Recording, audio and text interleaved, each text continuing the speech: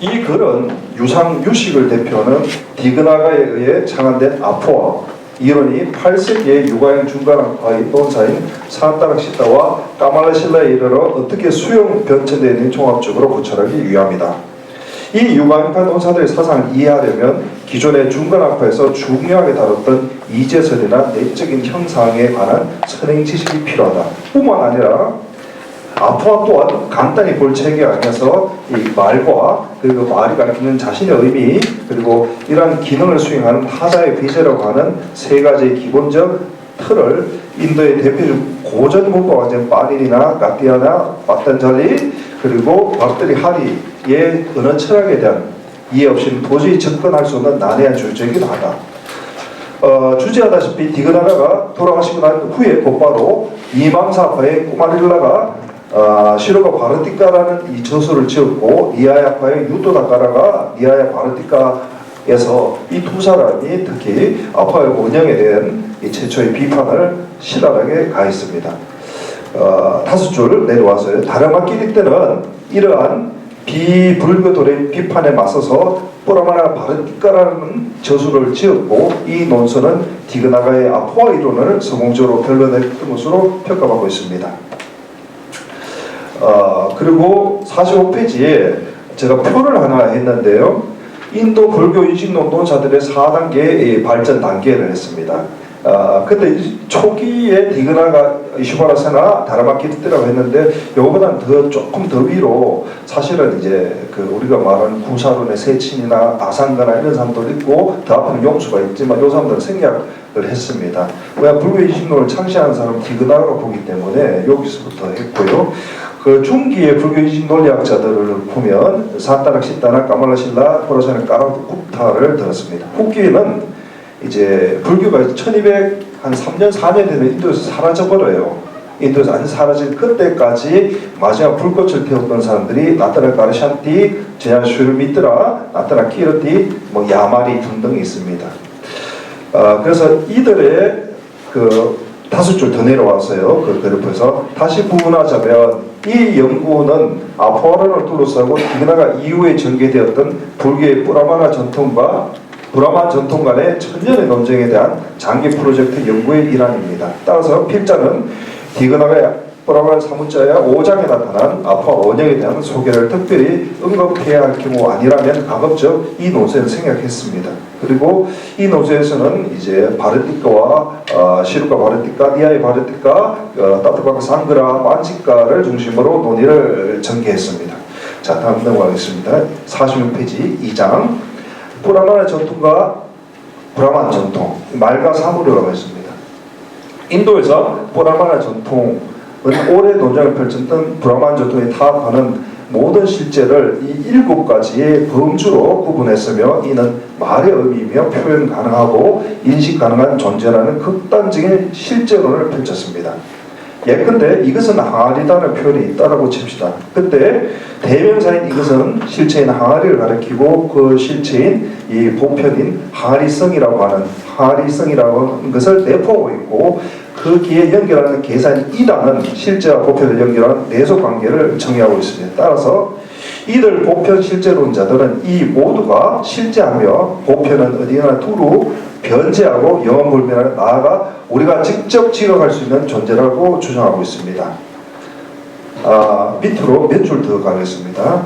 몇 줄, 6, 7줄 들어가서 이와 달리 불교의 브라마나 전통은 보편상을 심적 구상의 산물인 개인적 폭으로 보고 있으며 효과를 이끌어내는 작용이 없는 비실제의 어느 작용으로 보고 있습니다. 예로 토끼의 뿔, 거북이의 털, 성계의 아들, 미래의 전륜성왕 또한 실제는 오직 한 찰나에만 생겨나는 일시적 존재로서 개별성에 한정하고 있으며 이것만이 우리의 욕망을 스쳐가는 인과 효력을 지닌 것으로 보고 있습니다. 자, 이 설명을 할게요. 이 설명을 좀 해야 될 것 같아요. 특히 이제 이 중국에 넘어와서 우리가 선종이 유행하지 않습니까? 그 선종에 원래 달마 초조께서 뭘 보라고 했냐면 소위경전으로 해가 가물었을 때 뭘 봐야 됩니까? 했을 때 능가경을 보라 했거든요. 중간 철학을 보라고 했거든요. 중간 철학은 끝당적으로 언어를 세속의 이제 밑으로 두고 이제술로 진리는 이제 성의의 입장에서 세속을 초월하는 것으로 보거든요. 근데 여기도 마찬가지로 우리 구태여 이런 것을 할 때 인과적 효과라고 했는데, 즉 그림 속에 액자 속에 있는 빵을 가지고 우리가 보고 배부르다 할 수는 없거든요. 그 빵을 실제로서 먹었을 때 영광을 칠 수 있는 우리 눈앞에 나타나는 것을 개별적인 게 나타났을 때 우리가 그것을 효과적인 것이라 하지 않습니까? 그래서 그림 속에 있는 것은 그야말로 보편적인 건 빵이라는 거거든요. 빵. 저것에 가리키는 실제적 빵이 아니고, 그래서 이런 것들은 불교에서는 인과적 효력을 치는 것들만이 영광을 채울 수 있다고 봤습니다. 다음 장 47페이지. 이 디그나가는 우리의 인식 대상을 개별상과 보편상으로 두 가지를 보았고요. 이 전자를 개별상을 이 지각의 이 직접적인 대상으로 봤고, 후자는 보편상을 추리의 간접 대상으로 봤습니다. 그렇다면 개념과 언어로 표현된 것 모두를 우리의 심적 구성의 사물의 보편상이라면 언어의 표현 대상은 모두 허구인가라는 의문이 듭니다. 소라는 말이 소성을 가진 소가 아니라면 소는 대체 무엇이란 말입니까? 이에 디그나가는 이것은 소다라는 말의 의미는 소로 불리는 동물 이외의 것을 모두 부정하고 배제하는 것이라고 주장합니다. 더 정확히 말해서 이 디그나가는 언어가 갖는 진정한 의미는 타자의 배제를 작동 원리를 통해서 구현할 수 있다고 말하는 것입니다. 이 디그나가는 사람은요, 언어가 직접적으로 그것을 다 가리킬 수 없다라고 주장하는데, 이것은 현대 철학을 보면 현상하고 굉장히 유사해요. 왜냐하면 우리가 어떤 것을 가령 앞에 있는 이것을 가리킬 때 이것의 뒷면을 저는 볼 수가 없어요. 근데 이것이라고 표현하거든요. 전체적으로 우리는 다 조망할 수 없지만 이것이라고 표현하는 것처럼 현상학도 그 지각에 있어가지고 다 볼 수가 없다라고 하거든요. 그래서 이 분도 이렇게 지정했고요. 그래서 이 다음은 디그나가가 이야기했던 것들 중에서 이런 명제 부정과 명사 부정을 이제 용법을 썼는데, 이 맨 밑에서 두 번째 산따락 십다는 이제부터 이러한 부정 방식을 아포아에 적용해서 소라는 말의 의미가 소가 아닌 것에 대한 단순 부정이 아니라 1차적 의미로 소이의 것이 아닌 것이라는 이 긍정하는 개념으로 부여했고, 부정은 함축해서 2차적 의미로 생각했습니다. 이를 긍정적 아포아라고 이제 우리는 부르는데, 비리란 말이 이제 여기 보면 갈로스게 긍정이라는 것입니다. 긍정. 바다는 뭐 말이 이론이고요. 긍정의 이론이고, 카타고 케이는 일본의 산타라의 이러한 긍정론이 다라마키티의 주장을 왜곡한 것인가라고 반문하면서, 왜냐하면 다라마키티는 타자의 배제를 했으니까 부정을 통해서 했거든요. 이러한 방식들이. 오히려 아포아 사상이 이러한 곳에 녹아지 숨어 있다고 말하고 있습니다. 또 그는 산따락 십다는 다라마키티의 정립되지 않은 개념들을 종합했으며 네 아포아로 묶었다고 봤습니다. 이 뒤에 있는 용어는 좀 복잡한데요. 45페이지 그림을 잠깐 보도록 할게요. 계속 15분 남았네요. 그림을 잠깐 보도록 하면, 이 디그나가는 아까 구태여 제가 안 한다고 했지만 중국에서는 진나라고 부릅니다. 진나라고 해석했거든요. 진나라고 했고, 이 다라마키르트는 이 법칭이라고 해석했습니다. 그래서 디그나가와 다라마키르트는 유상유식의 입장에서 유식학파의 이제 논사들인데요. 이 사람들이 스승과 제자는 아닙니다. 아닌데 워낙 디그나가 이후에 다라마키르트가 이 옆에 있는 꾸마릴라 유토다카라 보라나 사시다 빠다라고 하는 한 명이 더 있는데 그건 제가 빼버렸습니다. 세 사람 정도가 대표적으로 타파, 불교 아닌 타파 논사들 비판을 엄청 가했거든요. 디그나가 살아있을 때 가했으면 좀 좋았을 텐데 비겁하게도 돌아가시고 난 다음에 했어요. 연대가 다른가 이 생각을 했어요. 근데 돌아가시고 난 다음에 했기 때문에 디그나가 변론을 할 수가 없었어요. 예, 할 수 없었거든요. 그러니까 디그나가 살아있으면 했어요. 왜 했냐면 디그나 사람이 일대기가 아주 재미있는데요. 나중에 보면 이 사람은 별명이 따르가 분가라고 해요. 인도말 따르 분가는 황소거든요. 따르가는 논리예요. 논리의 황소. 그러니까 누구하고도 막 붙으면 논리에 앉아가지고 논리를 막 싸우는 황소처럼 했기 때문에 이 토론의 황소라고 합니다. 이 사람이 그래서 나중에 뭐 테러도 당하고 어떻게 죽었다라는 설도 있고 그렇습니다. 토론을 좋아해가지고. 근데 이 나중에 이제 이렇게 남이 해놓은 것을 반격하기 쉽거든요. 근데 반격을 있는데 이 다르마키르티가 그 뒤에 600년대 사람이지 않습니까? 이때 이 사람이 아까 오라마나 바르티카라는 하는 이 책에서 다 반론해버립니다. 근데 너무나도 반론을 잘해가지고 다르마키르티는 오늘날 국제 다르마키르티 학회가 있습니다. 이 사람 하나를 가지고 이제 대단한 철학을 이루고 있거든요. 그 뒤에 이제 이 사람이 내세운 이론을 가지고 이 산타락시타가 한 갈래로서 그 뒤에 700년대 8세기에 했고요. 그 옆에 다르마 못다라는 사람도 같은 또 불교 논사인데 또 다른 식으로 해석했습니다. 아빠론을 다르게 해석했고 이제 한참 후에 이 전야 슈르미드라에 가면 이 절충형을 이제 만들어요. 시간이 지났을 때. 자, 3장 유가인파 이전의 아포와 전개. 티베트의 두타 전통에 따르면 불교의 4대 학파로는 설일체유보와 경양부, 유식학파, 중간학파로 보았고요. 이들은 각기 설일체유보는 외계대상의 지각이 가능한 지각성을 받고, 두 번째 경양부는 외계대상을 피추리성을 보았고, 세 번째는 외계대상의 공성을 이제 유식은 외계대상의 공성을 주장했고, 네 번째 중간학파는 이제 일체 모든 것은 유식마저도 다 공이다라고, 유식 인정해요. 인정하지만 그건 세속의 진리다라고 아래로 두고, 대신에 우리는 성의의 진리니까 우리 최고 높다라고 이 사람들이 자기 자신들을 최고로 높여버렸습니다. 그래서 다음 페이지 50페이지 보면 자, 5번째 줄에 이 사람만 잠깐 볼게요. 그냥 이 이름 복잡하기 때문에 유토 다까라라고 돼 있었습니까? 이거 발음도 안 좋아요. 유토 다까라, 뭐 유토 다까라. 아 진짜 이거 내가 바꾸려 하다가 이제 발음이 안 될 것 같아가지고 우띠오 다까라도 하고 뭐 우띠 막 쉽게 하더라고요. 그래서 우토 다까라. 우토 다까라는 사람은 그 니아야 학파에 속했는 사람. 이 사람이 니아야 바르티카라는 책을 썼는데 아주 잘 썼습니다. 이 책에서 제가 논문을 이전에 또 발표한 게 있는데 이 사람이 공격했던 게 있고, 다음으로 한 6, 7쯤 내려오면 꾸마릴라라는 사람이 또 한 게 있습니다. 꾸마릴라라는 사람은 이 뭐 이제 영어식으로 이제 이 사람을 인도식으로 하지 않고 발음한 쿠마릴라라고 해요. K를. 쿠마릴라도 했는데 이 두 사람의 이론이 아주 잘했습니다. 특히 꾸마릴라의 이론이 너무 좋았기 때문에 변론하지 않으면 안 됐습니다. 뒤에 이제 후대 불교 입장에서. 그래서 밑에서 두 번째, 우리가 소라는 말을 들을 때 본성상 긍정적으로 나타나는 개체를 신적 구성한 보편에 수용한다면, 이것을 받아들인다면 아포아론을 작동할 수 있을까라는 생각이 듭니다. 하지만 산타락시타는 이 보편을 주장했던 이 불합한 이란 논사들의 아포아의 초기 비판을 반박하면서 이들의 아포아론은 잘못 이해한 과실이 있으며 그런 타인들마저 이 구렁텅이에 빠져들일 죄인들이라고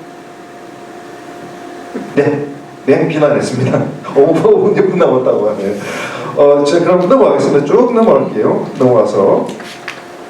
쭉 넘어갈게요.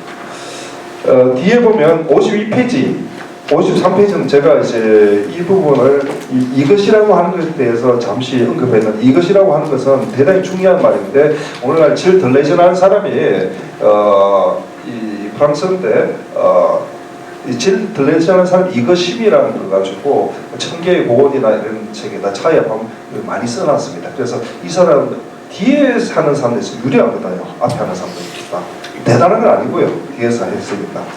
자, 54페이지. 자, 이제 유가인파의 아파라는 수요가 변형. 왜 그들을 유가인파라고 부르나 했는데, 이 개송 세 가지가 결정적이에요. 개송은 중간 장엄론에 보면 산타락시타라는 사람이 책을 또 다른 쓴 거 있거든요. 중간 장엄론에 보면 이 사람이 이제 제일 개송에서 읊은 게 있어요. 읊은 게 이 사람은 왜 중간학파이면서 자립농정학파라고 하는데, 이 사람 앞에 누굴 계승했냐면 이 사람은 바비백가라는 사람을 계승했거든요.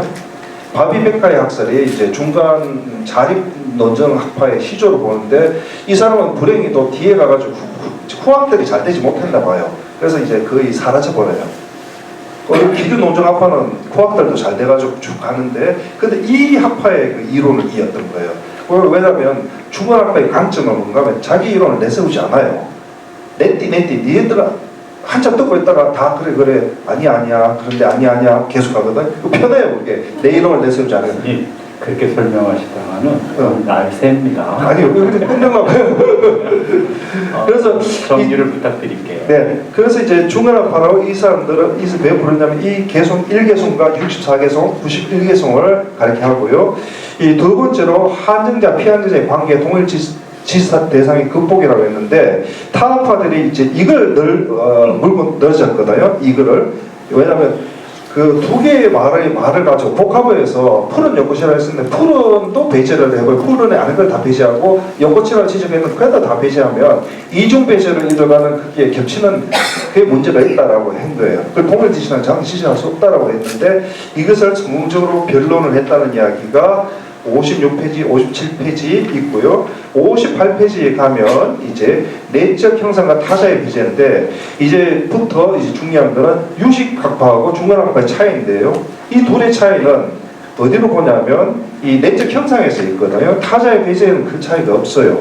그런데 내적 형상이란 말은 외계에 있는 내 바깥에 있는 실제는 다 부정하거든요. 이들은 다 부정하는데 내 안으로 끌고 왔을 때 그 유식학파는 내 안에서 오직 그 마음은 있다라고 보거든. 근데 중간학파는 오직 그 마음도 없는 거다라고 무자성을 주장해요. 그래서 내적 형상에 관한 문제로 있고 62페이지 매진말로 가겠습니다. 그래서 자 이상에서 필자는 8세기 중간학파 논사인 산다르 식다와 그의 제자인 까말라 신라가 주장한 아포아론을 바라봄으로써 디그나가 다른 길들 걸쳐 후대의 중간 논사들에 계승된 아포아론이 어떻게 수용 변진되어 인도 불교의 최후기 논사들에게 전해졌는지 대략적으로 살펴보았다.